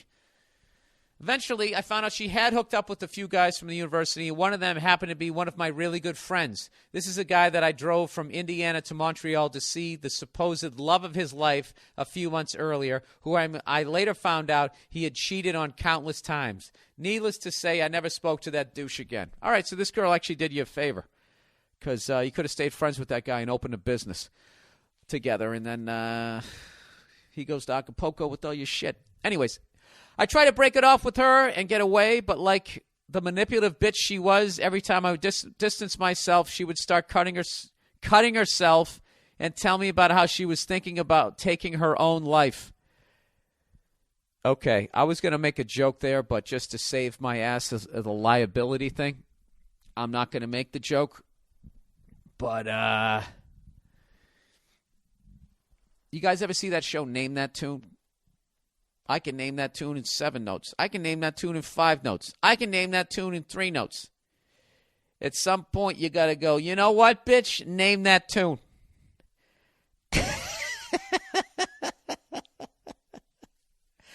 If this was a normal situation, I would tell her friends about what I was hearing and let them deal with it. But since she had started being depressed, she had basically pushed every single friend she had out of her life except me.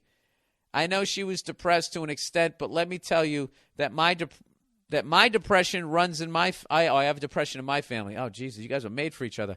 I've dealt with it in some shape or form, whether it was my brother, mother, or even my own, for the majority of my life. And this girl used it as an excuse to be an absolute manipulative bitch to get anything she wanted. And all right, dude, you keep saying she's manipulative. At some point, you know, the only way someone can manipulate you is if you let them, all right? And I'm not giving you shit here. I'm giving you the power to get out from underneath this, okay? How many times are you going to try to kick the football and she pulls it out and you go flying on your back like that poor bald bastard in that cartoon, right? You know what you – dude, this is the life you want to live? You're going to marry this girl, have kids with this girl? You know, every 3 days, I feel like shit, right? Let's break up so I can blow the garbage collector. Just walk away. Just walk away. All right? He says, I really have no idea what to do. I think she's just being selfish and manipulative. But if I'm wrong, she ends up taking her life. I don't know what I would do with myself. If she ends up taking her life, I don't know what to do with myself. Dude, listen. Yeah, I'm going to get in trouble legally if I'm not going to give any more advice, all right? I'm going to get in trouble with this because this is like a serious thing. If she's actually threatening that. Look, you're not trained for this. Neither am I. Go get her. Tell her to give her a card. Call this number. Get some professional help, and you know what? You make up your own mind on that one. You want to stay with her, you stay with her. If you don't. You know. But anybody else who's listening, all right? You know, life doesn't have to be that hard. That's all I'm saying. All right, let's move on. Hello, Mr. Burr. I've been listening to your podcast for a few months now, and I've been catching up on as many of your podcasts as possible. Just listened to the latest podcast, and what a corker. It had me roaring my old fruit.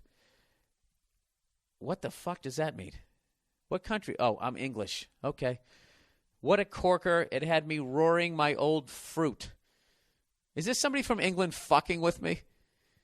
Just writing expressions that you guys don't really use? I'll play along. Fuck it. I'll read all of this like this is legitimate. It also got me onto your stand-up, to which I used YouTube. And yes, I viewed your material for free. Don't you judge me. Go fuck yourself. So this leads, I don't give a shit if you watch it for free there. I don't care. So this leads on to the question of when are you coming back to jolly old England for tea, crumpets, and soccer? Oh, this guy's trying to be funny. Oh, come on. Soccer, it's football. It's a ball, and you use your feet. How hard is it? Jesus Christ.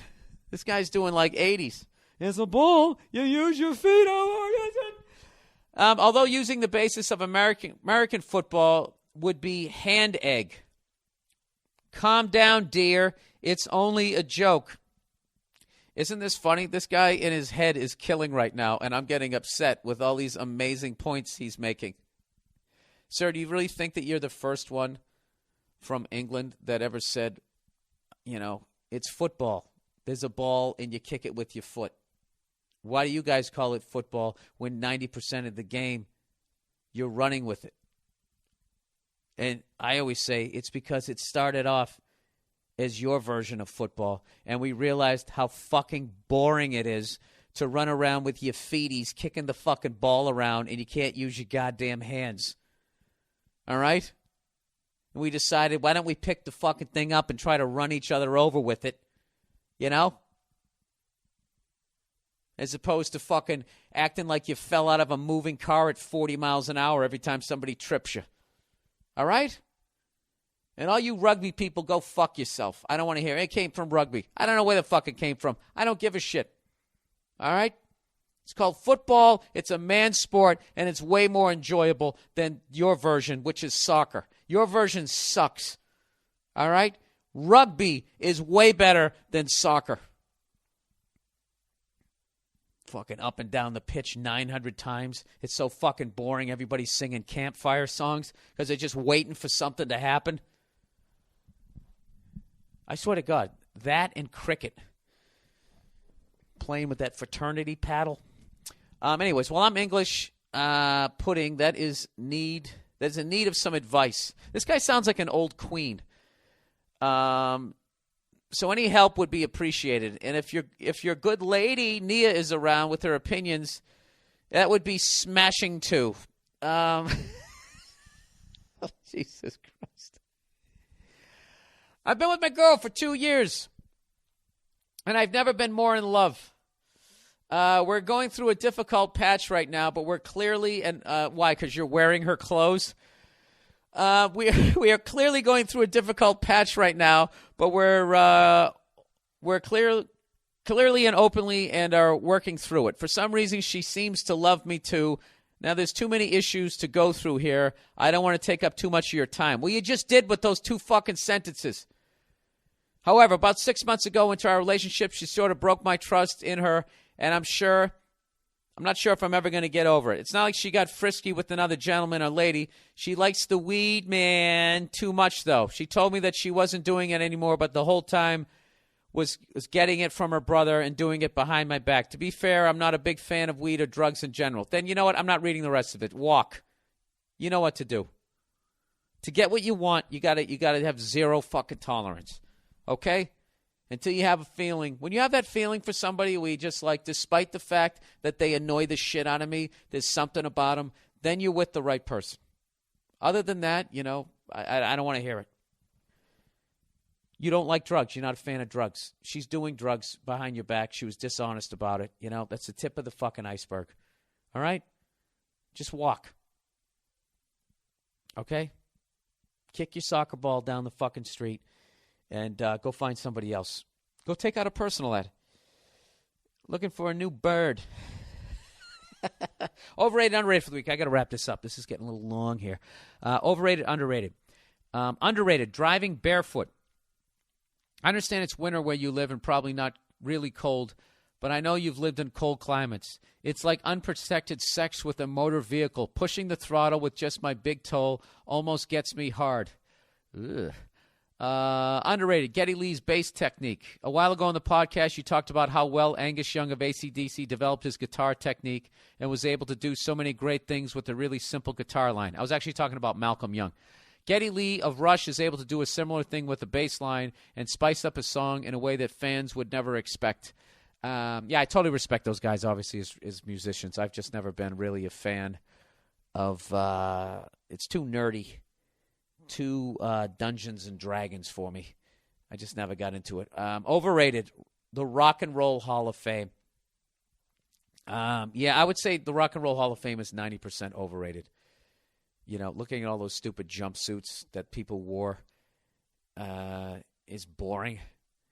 It's like walking into a clothing store and there's nothing in there that you'd ever fucking wear and you want to get out of there, but there's fucking 4 floors of it, But they did have some cool shit. When I went there, they had John Bonham's Green Sparkle Ludwig drum kit. And I'm not going to lie to you if I didn't just sit there with my jaw on the ground staring at how fucking little it looked. And just thinking of all the fucking music that came out of that thing and all the songs, that they recorded on that. There was a couple of things that I saw in there that really just blew me away. I'm into that type of shit, that historical stuff. If it's something I'm into, that if somebody actually, I like performing in theaters where bands or comedians that I was, a fan of actually performed in. And then I always get bummed out when they go, well, this isn't the original stage. We rebuilt the stage. That always fucking bums me out. It's like, I want to stand on the same fucking wood they did. I don't know. I'm weird like that, but whatever. Anyways, that's the podcast for this week. That really just ended on a fucking whimper. Then do I got anything else? Am I really going to end on that? Am I just going to take a knee and run out the clock for the half and get booed by the hometown fucking fans? I think that's all I got. I had a rough week, okay? I had that fucking party. I took the side view mirror off. Can you guys please tell me where the fuck I can buy some parts for a 68 F100? Because I got to tell you something, man. I was out in Texas when I drove from Houston to Austin last week, and I got a tip from somebody to get off the major highways, and you're going to find all those old cars and junkyards and shit. And I found a great junkyard actually off the highway. And I pulled in, and it was like 3 of the rattiest looking houses you ever seen in your life, and like 3 football fields worth of old cars behind it. All right? And I have the original jack to my truck, but I don't have the jack handle or the whole thing that the spare used to be underneath the truck. I don't have any of that anymore, so I want to get that and put the spare back underneath and get the old jack handle if I could. And so I pulled in to this place, and I just got freaked out. Even though it was the middle of the day, there was all these keep out, no trespassing signs, and there was 3 different houses, and I couldn't figure out who owned it, and it was fucking Texas. So if there was an 8-year-old in there, the kid was going to be strapped. And so I fucking drove away. So if anybody knows in the L.A. area, I'll start there. Or if you go on my website and you look at some of the gigs I have coming up, if you know, where am I going to be? I got my Redneck Tour coming up. Wait a minute. This is perfect. I'm going to be on February 7th. This is my next gig. I'm going to be at the Comedy Zone in Charlotte, North Carolina. On February 8th, I'm at the Stardome Comedy Club in Hoover, Alabama. And then I'm at the Buckhead Theater in Atlanta, Georgia on the 9th. That's a Tuesday, Wednesday, Thursday. my redneck tour. And I know that there's a bunch of old F-100s around there. So if anybody knows a junkyard, and I'm going to be driving that whole way, all right? I'm driving Charlotte over to Alabama, then over to Atlanta, and then I'm flying back home. And I'm flying in and out of Atlanta. So I also drive up to Charlotte. So if you guys know any old junkyards and shit like that out there, I greatly fucking appreciate it because, you know, I want to have this thing. Like, this fucking truck is the shit. It's like I got the matching numbers, the original fucking motor, cigarette lighter, ashtray, the whole fucking thing is just the steering wheel, all of it. Like, I actually went on the internet and I was looking at old F-100 ads, and they were showing the interior, and this thing hasn't been modified at all.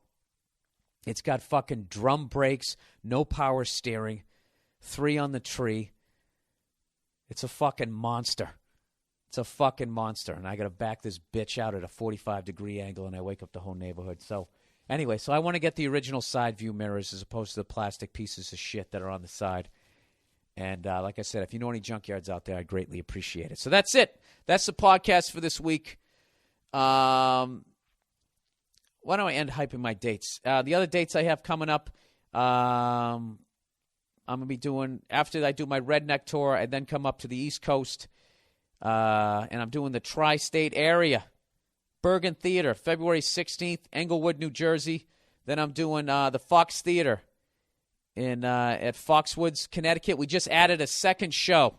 So thank you to everybody who went out and bought all those tickets. We've added a second show, February 17th. And then I'm going to be in Westbury, New York, Theater at Westbury on February 18th. And that is the deal. So please come out. Once again, thanks to everybody who's been coming out to my shows. I'm getting geared up to do my special. So, you know, no courtesy laughing, people. Just laugh at what's funny. You'll really be helping me out. And if you don't like what I said, just fucking sit there and stare at me. All right? With the dead silence I deserve. All right? That's the podcast for this week. Once again, go to proflowers.com, click on the microphone, type in Burr, get your flowers, your teddy bear, your vase, and your candies. Go to stamps.com if you're sick of going to the post office. I'm not saying you got to do it, but if you're sick of going down there, standing in those long lines, dealing with those grumpy-ass people, and you just want to print out your stamps on your own, go to stamps.com. Once again, enter the code name Burr. Jesus Christ, this is so much shit for a moron like me to fucking remember.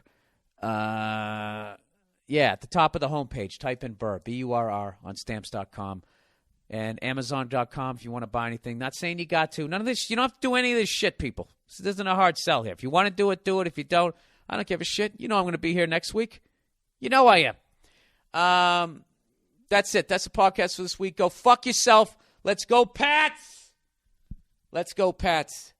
But I got to admit, Giants are like the one New York team that doesn't bug me. I don't mind the Rangers either. I don't mind the Rangers. I don't really even mind the Knicks either. I just don't like New York fans. That's just what it is. You know? You know what it is? I'm jealous that they have the Yankees and all those championships because the Yankees with all those championships have been able to cover for the not even like from the mediocre all the way down to absolute shit franchises that they have. They have 5 other teams that absolutely fucking suck. And if you're sick of listening to me trash New York, if you want to hear something hilarious, Artie Lang did this fucking hilarious song. You know that stupid New York song, that Empire State of Mind? Let's hear it for New York. Right? He did it for let's hear it for Boston, and just fucking trashes Boston, and it's absolutely hilarious. And everything he's saying is hilarious. Now it's funny because we've won all these championships, and that's the best part of the song is listening to him dance around the fact that we've won 7 titles and we ran the table. So Bucky Dent and all that shit's funny to me now. I don't give a fuck. But just some of he made a reference to Stitch's Comedy Club. Stitch's Comedy Club that went out of fucking business in 1993. I know because I did the last weekend there. Fucking hilarious. When I'm doing it, might as well give a shout out. Nick DiPaolo and Artie Lang, 2 of the funniest fucking comedians I've ever seen, do their own sports show. I don't know the name of it, but just Google and search them and check out their show. And that's it. That's a podcast. Go fuck yourselves. I'll talk to you next week.